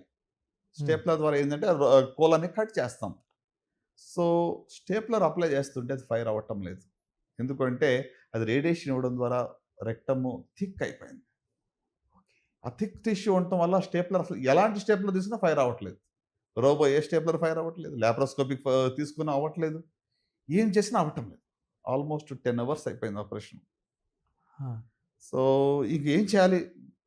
చేయకపోతే కంప్లీట్ చేయలేకపోతే పర్మనెంట్ బ్యాగ్ పెట్టాల్సొస్తది మొత్తం తీసేస్తే. ఓకే. సో, దాన్ని మనం అవాయిడ్ చేయాలి. సో, చివరికి ఇంకా ఓన్లీ ఆప్షన్ ఏంటంటే అంత లోపల కింద భాగంలో కుట్లు పేగిన పేగిన కుట్లేయాలా, చేత్తో కుట్టేయాలని చాలా కష్టం. హ్మ్. అందుకే స్టేప్లర్స్, రోబోటిక్, పెల్విక్ సర్జరీలు చాలా అడ్వాంటేజ్ అంటాం. మన చేతులు వెళ్ళడానికి కూడా కష్టమున్న ప్లేస్‌లో హ్మ్. రోబోటిక్ ఇన్‌స్ట్రుమెంట్స్ ఈజీగా ఎళ్తాయి. ఓకే. కానీ నాకేమో స్టేప్లర్ ఫైర్ కావటం లేదు. హ్మ్. ఎందుకంటే టిష్యూ థిక్ ఉంది. ఓకే. అంటే సిస్టమ్ ఫెయిల్యూర్ కాదిది. హ్మ్. సో, ఇంక చివరికి అటెండర్స్‌తో మాట్లాడి ఆల్మోస్ట్ 12 అవర్స్ అయింది. నేను ఓపెన్ టెక్నిక్‌తో ఎంత కష్టమైనా పర్లేదు వి విల్ ట్రై అని చెప్పి ఓపెన్ చేసి హ్మ్. చాలా కింద భాగంలోకెళ్ళి సిజర్‌తో కట్ చేయాల్సొచ్చింది. ఎందుకంటే అది ఓకే. చేత్తోనే కుట్లేయాలి. ఇప్పుడు పేగును జాయిన్ చేయాలన్నా కూడా మాన్యువల్‌గానే చేయాలిప్పుడు. ఓకే. సో, మాన్యువల్‌గా దాన్ని కట్ చేసి, మాన్యువల్‌గా సూచర్ చేసి ఆల్మోస్ట్ 14 అవర్స్ సర్జరీ అయింది. బట్ ఏంటంటే ఇంత లాంగ్ అవర్స్ అయినా కూడా తృప్తి ఏంటంటే ఆయనకి పర్మనెంట్ బ్యాగ్ పెట్టకుండా అవాయిడ్ చేయగలిగాం. ఎన్ని ఛాలెంజెస్ వచ్చినా కూడా at the end of the day patient outcomes మంచిగా ఉన్నాయి. హ్మ్. ఆయన హ్యాపీగా ఉన్నాడు అనేటువంటిది సాటిస్ఫాక్షన్ అనమాట. At the end of 14 hours we are happy. అరే! హ్మ్. అలసిపోయాము ఏంటి ఇంత ఆ! కష్టమైందని కాదు. తృప్తి ఎక్కువగా ఉంటుంది. సాటిస్ఫాక్షన్ అనమాట. సో, అట్లనే ఇప్పుడు ఇంకొక పేషెంట్ మిరాకిల్ గురించి అడిగారు. నాకెప్పుడూ ఈ స్టోరీ నేను చెప్తూ ఉంటాను. One of the early cases అనమాట. ఈసోఫేజియల్ క్యాన్సర్ కోసం సర్జరీ చేశా. హ్మ్. అది ఆల్మోస్ట్ చెస్ట్‌లో ఆపరేట్ చేయాలా, అబ్డోమెన్‌లో ఆపరేట్ చేయాలా, నెక్‌లో ఆపరేట్ చేయాలా. మొత్తం ఫుడ్ పైప్ తీసి స్టమక్‌ని నెక్‌లోకి తెచ్చి కుట్టాలి. ఈ ఆపరేషన్ క్షేమంగా బానే చేసేసాను 4 అవర్స్‌లో. పేషెంట్ బాగుంది. Third, fourth half day breathing problems start అయినాయి. ఇక ఆమెకేం చేయాలి? భయం ఒక పక్కన అరే! ఇంత పెద్ద ఆపరేషన్ చేసాం ఇంటికెళ్ళకపోతే ఎట్లా అని మాకు టెన్షన్. సర్జన్ ఆపరేట్ చేసిన ఒక వారం పడుకోం మనం. హ్మ్. మేము మేజర్ సర్జరీ చేస్తే ఒక 1 వీక్ ఆళ్ళ పేషెంట్ ఇంటికెళ్ళేదాకా మాకు నిద్ర ఉండదు. ఓకే. అంటే ఆ స్ట్రెస్ ఉంటుంది. అదే కదా! పోస్ట్ ఆపరేటివ్ అనేది యాంటిసిపేటింగ్ ఎనీ ప్రాబ్లమ్స్ ఉన్నాయా? కాంప్లికేషన్స్ ఏమైనా ఉన్నాయా? ఎట్లా ఉంది అనేటువంటి ఒక కంటిన్యూయస్‌గా మనసులో అది పీకుతూ ఉంటుంది. హ్మ్. సో ఆ పేషెంట్ మరి చివరికి వెంటిలేటర్ మీద పెట్టాం. కాన్షియస్‌గా ఉన్నా కూడా వెంటిలేటర్ మీద పెట్టాము. చివరికి ఇంక తీసుకొని వెళ్ళిపోండి అని చెప్పి వాళ్ళ అటెండర్స్‌ని పిలిపించి ఇంక లాభం లేదు. మీరు ఇంటికి తీసుకుపోండి. సో, ఆ పేషెంటు నాకెంత దుఃఖం అంటే ఇంత ఆపరేషన్ చేస్తే ఇంత కష్టపడ్డాము. ఏంటి ఇట్లా లంగ్ ఇన్ఫెక్షన్ వచ్చింది కదా! ఈమెకు అని చెప్పి చాలా బాధపడ్డా. వాళ్ళేం చేశారు వెంటిలేటర్ గూడా హాస్పిటల్‌లో డిస్కనెక్ట్ చేయకుండా అంబులెన్స్‌లో డిస్కనెక్ట్ చేయమన్నారు. హ్మ్. ఎందుకంటే ఇది patient is leaving against medical advice. Hmm. So, అంబులెన్స్‌లో వెళ్తే చనిపోయిందని అనుకున్నాను. 1 వీక్ తర్వాత నేను కామినేని నార్కెట్పల్లికి రెగ్యులర్ విజిట్‌కెళ్ళేవాడిని ఆ రోజుల్లో. వెళ్తే ఈఆర్‌లో ఎవరో నన్ను చూడడానికి రమ్మన్నారు. పేషెంట్ ఎవరో వచ్చారు మీరు చూడండి అని చెప్పి ఎమర్జెన్సీ కాడికెళ్తే ఆ రోజు ఒక లేడీ గట్టిగా అరిచింది. సార్ అంది. వెనక్కి తిరిగి చూస్తే అన్ని ట్యూబులు బ్యాగులతో ఉన్నాయి. ఆ! ఇదేంట్రా ఇది దైవమా ఏంటా అని చెప్పి భయమేసింది నాకు. సార్ నేను ఇంకా బతికే ఉన్నాను సార్ అంది. ఆమెకేంటంటే అదొక మిరాక్యులస్‌గా ఆమె వెళ్ళిపోవడం వాళ్ళు ట్యూబ్ తీసేశారు. ఆమె మరి అది ఏం పని చేసిందో, ఆమె ఏం నమ్మిందో, మరి గ్రేట్. ఎలాంటి విశ్వాసం అమ్మ దేవుడిని నమ్మమ్మా అని చెప్పాను. నేను తల ఊపింది వెంటిలేటర్‌లో ఉన్నప్పుడు. అంతవరకు నాకు బాగా గుర్తు. She is doing well. అంటే కొన్ని సార్లు there is energy from different sources also అని నేను నమ్ముతాను. దగ్గరగా నేను చూస్తాను. ఇది హ్మ్. అసలు అందరూ రైట్ ఆఫ్ చేసిన పేషెంట్. హ్మ్. అయినా గాని ఇప్పుడు మంచిగా హ్యాపీగా ఉంది. జబ్బు లేకుండా నార్మల్‌గా నల్గొండ దగ్గర చిన్న విలేజ్ అనమాట. హ్మ్. సో, అంటే ఇలాంటివి కొన్ని అద్భుత మిరాకల్స్ క్వైట్ ఎ ఫ్యూ నేను చూసానండి. అంటే మనం హ్యూమన్‌లీ ఎక్స్‌ప్లెయిన్ చేయడానికి కష్టం. అవును. అంటే వైద్యపరంగా కూడా చెప్పడానికి కష్టం. అలాగే ఇప్పుడు ఇంకొక పేషెంట్ చాలా సార్లు నేను చెప్తూ ఉంటాను. Stage 4 endometrial cancer 4 stage. హ్మ్. మేము కీమో ఇచ్చి పాపం అన్ని రకాలుగా నలిగిపోయి ఏమి ఇంప్రూవ్ కాదనుకుంటే, హ్మ్. మరి ఫ్యామిలీ సపోర్ట్ గానివ్వండి, వాళ్ళకి డయట్ మార్చడం గానివ్వండి, మరి ఆమెలో ఉన్నటువంటి ఇన్నర్ స్ట్రెంగ్త్ గానివ్వండి, ఏమన్నా చెప్పండి. ఇప్పటికి నేను ఆపరేషన్ చేసి 10 ఏళ్ళు అయింది. She is fully normal. 4థ్ స్టేజ్. హ్మ్. లోపల అంతా పాకేసింది. మెడికల్‌గా దాన్ని ఎక్స్‌ప్లెయిన్ చేయలేం మనం. ఓకే. సో, ఇలాంటివి కొన్ని కేసెస్ మరి నిజంగానే మిరాక్యులస్‌గా హీల్ అవ్వడం అనేది విత్ ప్రూఫ్. అంటే ఇదేదో నేను అనుకుంటున్నాను. ఇది నా యొక్క ఎమోషనల్ అండర్‌స్టాండింగ్‌తో నేను చెప్పేది కాదు. జెన్యూన్‌గా జరిగినటువంటివి నేను చెప్తా ఉన్నాను. అంటే చాలా వరకు కార్పొరేట్ సెక్టర్ మారిన తర్వాత వైద్యం పెరిగింది. తర్వాత టెక్నాలజీ పెరిగింది. ఇన్ని పెరిగిన తర్వాత కూడా మనకి క్యాన్సర్ అనేది డేంజర్ రోగంగా మారుతుందా? లేకపోతే మంచి బిజినెస్‌గా మారుతుందా? నేనేమనుకుంటానంటే క్యాన్సర్ బిజినెస్ కాదు. అసలు క్యాన్సర్ లేకుండా ఉంటే మంచిదని అనుకుంటాను. హ్మ్. ఇప్పుడు మన ఫౌండేషన్ యొక్క ముఖ్య ఉద్దేశ్యం ఏంటంటే క్యాన్సర్ లేని సమాజాన్ని మనం చూడాలి. Alleviate the cancer burden in the communities. చూడగలుగుతామండి? క్యాన్సర్ లేని ప్రపంచాన్ని చూడగలుగుతామా? అంటే పూర్తిగా పోదని అనుకోను. ఆ! తగ్గించవచ్చు. 80% మన చేతిలోనే ఉందిగా. హ్మ్. ఇంకా 20% గురించి మనం ఎందుకు కంగారు పడటం? 80% తగ్గితే ఇక దీని గురించి ఇప్పుడు జబ్బులు లేకుండా మనిషి ఉన్నంత కాలం జబ్బులుంటాయి. ఈరోజు ఒక జబ్బు, రేపు ఇంకో జబ్బు వస్తుంది. అది పక్కన పెడితే వీ కెన్ రెడ్యూస్ సిగ్నిఫికెంట్‌లీ. చాలా వరకు మనం లేకుండా దీన్ని చేయవచ్చు. డెఫినెట్‌గా అంటే ఇప్పుడు హెల్త్ అనేటువంటిది ఒక సర్వీసు, సేవ. అంటే ఎస్పెషల్లీ క్యాన్సర్ అన్నప్పుడు ఎంత బాధతో వాళ్ళు వస్తారు కదా! ఇది it I in no way I can say ఇది హాస్పిటల్స్‌కో లేకపోతే ఎవరికైనా బిజినెస్ అనేది ఒకటి ఖర్చు లేకుండా ఏది కాదు. There so much of cost equipment investment ఉంటుంది. ఇన్‌ఫ్రాస్ట్రక్చర్, సర్వీస్ అంటే కాస్ట్ లేకుండా నథింగ్ కమ్స్ ఫ్రీ. ఎవరో అమెరికన్స్ అంటారు కదా! There is no free lunch అన్నట్టు. Hmm. But question is with what intention are we treating what are we pushing things అనమాట. అంటే అన్నెసెసరీగానో లేకపోతే నాట్ అవసరం లేనివి యాజ్ లాంగ్ యాజ్ ఇంటిగ్రిటీ అనేది మనలో ఉంటే I think we're doing justice to the patient. పేషెంట్‌కి మనం న్యాయం చేయడం అనేది టాప్ మోస్ట్ ప్రయారిటీ. అది చేసుకుంటే automatically everything will be in place అండి. అంటే నిజంగా చెప్పాలంటే హైదరాబాద్‌లో రేడియేషన్ ఎక్విప్‌మెంట్స్ ఉన్నన్ని ప్రపంచంలో ఎక్కడా లేవు. ఓకే. మోర్ దాన్ 45 పైన రేడియోథెరపీ ఎక్విప్‌మెంట్స్ ఉన్నాయి. అంటే హ్మ్. ఏంటి అన్ని చోట్ల నుంచి పేషెంట్ వస్తున్నారు కాబట్టి అన్ని మెషిన్స్‌లో కూడా నడుస్తుంది. అరే బిజినెస్ బాగానే ఉంది కదా! అంటే లేనోళ్ళకి ట్రీట్మెంట్ ఇస్తున్నారా? లేదు కదా! జబ్బున్న వాళ్ళకి కదా ట్రీట్మెంట్ ఇచ్చేది. ఇప్పుడు జబ్బు లేకుండా రేడియేషన్ ఇవ్వలేరు. బయాప్సీ రిపోర్ట్ కన్ఫర్మేషన్ ఉండాలి. హ్మ్. అంటే ఆంకాలజీలో ఒకటి ఏంటంటే అనెథికల్ ప్రాక్టీస్‌కి చాలా తక్కువ స్కోప్. ఓకే. ఎందుకంటే జబ్బు ఉన్నట్టు ప్రూఫ్ లేనిదే ట్రీట్మెంట్ ఇవ్వలేము. ఇప్పుడు మీకు అపెండిక్స్ అన్నారు అనుకోండి. అపెండిక్స్ అవును. సర్జరీ చేస్తే నొప్పి ఉందన్నారు చేసాము. దానికి అంతకన్నా ప్రూఫ్ ఏంటి? లేదేం లేదు. హ్మ్. ఏమండి? హ్మ్. కానీ ఇప్పుడు ఆంకాలజీలో మీరు బయాప్సీ రిపోర్ట్ లేనిదే టిష్యూ డయాగ్నోసిస్ లేనిదే మనం ఇవ్వడానికి ఛాన్సే లేదు కదా! నాకు ఈ క్యాన్సర్ ఉందనుకున్న ఆపరేషన్ కుదరదు. Okay. You have to prove with a biopsy, you have to prove with a PET scan or CT scan. So కంపల్సరీగా ఎవిడెన్స్ బేస్డ్. సో కనుక ఐ థింక్ అంటే రాను రాను క్యాన్సర్ కేర్ అనేది చాలా మేలుగానే జరుగుతుంది. ఇది another non communicable diseases. Diabetes, hypertension మాదిరిగానే ఒక దీర్ఘకాల వ్యాధిలాగా కూడా వెళ్ళే అవకాశాలు ఎక్కువగా కనబడుతున్నాయి. కొంతమంది ఇప్పుడు ఏఐతో డ్రగ్ డిస్కవరీ చాలా ఫాస్ట్గా అవబోతా ఉంది. 10 ఏళ్ళు పట్టేది ఇదివరకు ఇప్పుడు 10 రోజుల్లో కొంతమంది కనుక్కోవచ్చు. ఎందుకంటే అంత ఫాస్ట్గా ప్రాసెసింగ్ అవుతుంది. డిఫరెంట్ కెమికల్ ఆప్షన్స్ని ఏ మెడిసిన్ మీద ఫోకస్ చేయాలనేది AI is helping us. So I think it is going to be good. అంటే మనకి ఓవరాల్గా మనకి హెల్త్ కేర్ అనేటువంటిది ఇంప్రూవ్ అవుతూ ఉంది. Technology is also helping us. అంటే చాలా వరకు క్యాన్సర్ సంబంధించి మీరు అంటున్న సర్వీస్లో ఉంటుంది, ఒక చాలా ఫౌండేషన్స్ కనిపిస్తున్నాయి. గ్రేస్ ఫౌండేషన్ ద్వారా మీరు ఏంటి ఎలాంటి అవేర్ కల్పిస్తున్నారా, లేకపోతే దాని సంబంధించి ఏం చేస్తున్నారు టోటల్గా? సార్, గ్రేస్ క్యాన్సర్ ఫౌండేషన్ అనేటువంటిది 2013లో ప్రారంభించబడింది. దీని ముఖ్య ఉద్దేశం ఏంటంటే సమాజంలో క్యాన్సర్ సంఖ్యను తగ్గించాలి. ఎలా చేస్తామంటే 4 పిల్లర్స్ ఉన్నాయి దాంట్లో. ఒకటి అవగాహన కల్పించడం, అవేర్నెస్. రెండవది early detection. Mobile cancer screening buses మనకు ఒక 6 బస్సులు ఉన్నాయి. ఈ క్యాన్సర్ స్క్రీనింగ్ బస్సుల ద్వారా గ్రామీణ ప్రాంతాలకు వాళ్ళ ఇంటికి వెళ్ళి వాళ్ళ దగ్గరకు పోయి క్యాన్సర్ స్క్రీనింగ్ చేస్తున్నాం. బ్రెస్ట్ క్యాన్సర్ కానీ, ఓరల్ క్యాన్సర్ కానీ, తర్వాత లంగ్ క్యాన్సర్ కానీ, సర్వైకల్ క్యాన్సర్, మోస్ట్ కామన్ 4 క్యాన్సర్స్కి వాళ్ళ ఇంటికి వద్దకు వెళ్ళి మనం టెస్టులు చేస్తున్నాం. ఎందుకంటే అర్లీ స్టేజ్లో కొన్నిసార్లు సిమ్టమ్స్ ఉండవు కాబట్టి ఈ స్టేజ్లో కనుగొనాలంటే స్క్రీనింగ్ టెస్టులు చేయాలి ఏజ్ని బట్టి. Okay, so number 2 is early detection. మూడోది ట్రీట్మెంట్. గత 15 సంవత్సరాలుగా ఎవ్రీ ఫ్రైడే నిజామాబాద్లో క్యాన్సర్ ట్రీట్మెంట్కి నేను వెళ్తున్నప్పుడు క్యాన్సర్ హాస్పిటల్ పెట్టాం. సో పూరెస్ట్ ద పూర్ పేషెంట్స్కి అక్కడ మరి ఆరోగ్యశ్రీలో కానీ ఫ్రీగా కానీ క్యాన్సర్ ట్రీట్మెంట్ ఇవ్వడం జరుగుతూ ఉంది. అలాగే 4th ఏంటంటే రీసెర్చ్ అండ్ రీహాబిలిటేషన్.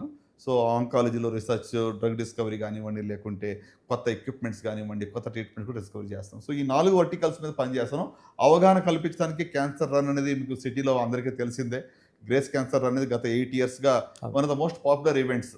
అంటే ప్రపంచవ్యాప్తంగా 130 దేశాల్లో జరుగుతూ ఉంది. అండ్ లాస్ట్ ఇయర్ 20,000+ హైదరాబాద్లో వచ్చారు. ప్రపంచవ్యాప్తంగా 150,000 మంది పాల్గొన్నారు. ఈసారి దాన్ని డబల్ అవ్వబోతా ఉంది. ఆల్మోస్ట్ 3 lakh పీపుల్ పాల్గొనబోతున్నారు ప్రపంచవ్యాప్తంగా. అంటే ప్రజల్లో శారీరక వ్యాయామం అనేది చాలా ఇంపార్టెంట్. సింపుల్ టూల్, మంచి హెల్త్ కోసము, క్యాన్సర్ని అవగాహన పెంచడానికి దీన్ని ఒక టూల్గా వాడుకొని మనం ముందుకు తీసుకుని వెళ్తున్నాం. సో దీని ద్వారా ఏంటంటే ఒక తృప్తి ఏంటంటే ఇప్పటి వరకు ఆల్మోస్ట్ ఒక 1.4 crore పీపుల్ వరకు మనం రీచ్ అవ్వగలిగాం. So last month every month 10,000 మందికి స్క్రీనింగ్ చేస్తున్నాం మన బస్సుల ద్వారా. మొబైల్ క్యాన్సర్ స్క్రీనింగ్ అనేది మంత్లీ 10,000 అనేది మన టార్గెట్ అనమాట. సంవత్సరం అయితే 1,00,000 మందికి స్క్రీన్ చేయాలి, లేకపోతే యానివర్సరీ చేయొద్దు అని చెప్పారు మా టీం మెంబర్స్. అంటే అంత కమిటెడ్గా టీంని ఇలా పని చేస్తుంది నాకు ఎంతో హ్యాపీగా అనిపిస్తుంది. అంటే మన వంతు మనం ఎంతో ఇది సర్వ్ చేయగలుగుతున్నాం అనమాట. అంటే మనలాంటి దేశంలోన ఎన్ని చేసినా ప్రభుత్వం ఒక సహాయం ఉండాలి. ఈ క్యాన్సర్ లాంటి విరుచుకుపడుతున్న ఏదైతే ఉందో దీన్ని ఆ నియంత్రణ ప్రభుత్వం ఇంకా చేయాల్సి ఉంది. ఏం చేయాల్సిన అవసరం ఉంది ఫైనల్గా చెప్పండి. ప్రభుత్వం ఇప్పుడే ఆల్రెడీ ట్రీట్మెంట్ సంబంధించి ఆరోగ్యశ్రీ స్కీమ్స్ ఉన్నాయి. అది చాలా వరకు ఉపయోగపడుతున్నాయి. అంటే టైంకి బిల్స్ వస్తున్నాయి, అవి పక్కన పెడితే డెఫినెట్గా హెల్త్లో ఆరోగ్యశ్రీ అనేది గవర్నమెంట్ చేసినటువంటి స్కీమ్స్లో one of the best schemes అని నేను చెప్తూ ఉంటాను. మోస్ట్ ఇంపార్టెంట్ అలా జబ్బు రాకుండా ముందు అర్లీ స్టేజ్లో కనుగొనడానికి ప్రివెన్షన్ కానీ లేకుంటే స్క్రీనింగ్ కానీ ఫోకస్ చేయాలి. సో అక్కడ గవర్నమెంట్ ఇప్పుడు మనం ఫోకస్ ఇంకా చేయలేకపోతున్నాం. స్క్రీనింగ్ తర్వాత ప్రివెన్షన్, లైఫ్ స్టైల్ మాడిఫికేషన్లో కానివ్వండి, అడిక్షన్స్ మానిపించడంలో కానివ్వండి, లేకుంటే డోర్ టు డోర్ స్క్రీనింగ్లో కానీ అయితే అక్కడ మనం ఫోకస్ చేయగలిగితే ఖచ్చితంగా మరి ఈ జబ్బుని మనం నియంత్రించగలం. అంటే కలిసి పనిచేయాలి, ఒక్కళ్ళు చేసేది కాదండి. అంటే మన ఇండియా లాంటి దేశంలో మనం ఉట్టి గవర్నమెంట్ అన్ని చేయాలని కూడా కష్టం. ఓకే, అంటే పబ్లిక్ గవర్నమెంట్ కలిసి వచ్చి ఒక కన్సోర్షియం లాగా వర్క్ చేస్తేనే ఇలాంటి మార్పు అవుతుంది. ఇప్పుడు నిజంగా చెప్పాలంటే మరి ఒక స్టాంపీడ్ జరిగింది, ఎంతమంది పోలీసులు వచ్చి స్టాంపీడ్ని ఆపగలరు? ప్రభుత్వం ఏం చేస్తాం? మనలో కూడా ఒక అవగాహన ఉండాలి, మనలో ఒక భయం ఉండాలి. ఎంతమంది ఉన్నారు, ఎలా వెళ్ళాలా వద్దా అంటే ఇట్స్ ఎ కలెక్టివ్ రెస్పాన్సిబిలిటీ అని అనుకుంటాను. సో అలాంటి క్యాన్సర్ లాంటి మహమ్మారిని జయించాలన్నా కూడా ఇద్దరు కలిసి మనం పనిచేస్తుంటే ఖచ్చితంగా మరి మనం మంచి రిజల్ట్స్ చూడగలం. Thank you very much doctor గారు. ఇది టోటల్గా ఆంకాలజీకి సంబంధించి క్యాన్సర్లో అనేక రకాలున్న వాటిని నియంత్రణ కోసం, అంటే ప్రధానంగా కాషన్, అంటే దాన్ని గుర్తించడంలో కావచ్చు, మన లైఫ్ స్టైల్లో కావచ్చు, మన అలవాట్లు కావచ్చు, అనేక అంశాలు ముడిపడి ఉన్నాయి. కేవలం మన తాగుడు అంటే టొబాకో కావచ్చు లేదా మద్యం కావచ్చు, ఈ రెండు తీసేస్తే దాదాపుగా 60% క్యాన్సర్లు నిరోధించే అవకాశం ఉందని ప్రపంచంలో మనకి నిరూపణ అవుతుంది. మన లైఫ్ స్టైల్ మార్చుకోవాల్సిన అవసరం స్పష్టంగా కనిపిస్తుంది. Keep watching big TV. This is Ganesh. For more videos like this, subscribe Big TV channel.